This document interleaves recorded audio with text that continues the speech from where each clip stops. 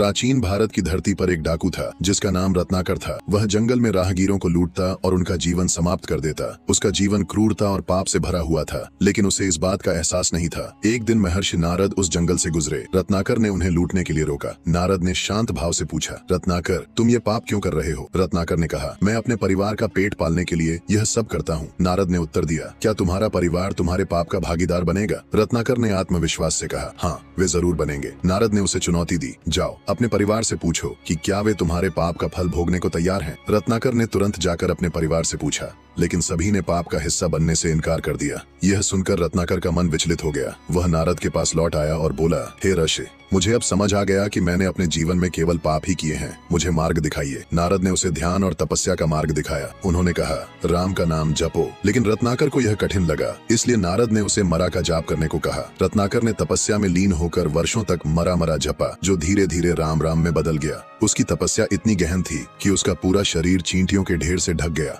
आखिरकार उसकी भक्ति और तपस्या ने उसे शुद्ध कर दिया। वह रत्नाकर से महर्षि वाल्मीकि बन गए। उन्होंने महाकाव्य रामायण की रचना की, जो युगों युगों तक मानवता को धर्म, सत्य और कर्तव्य का मार्ग दिखाता है।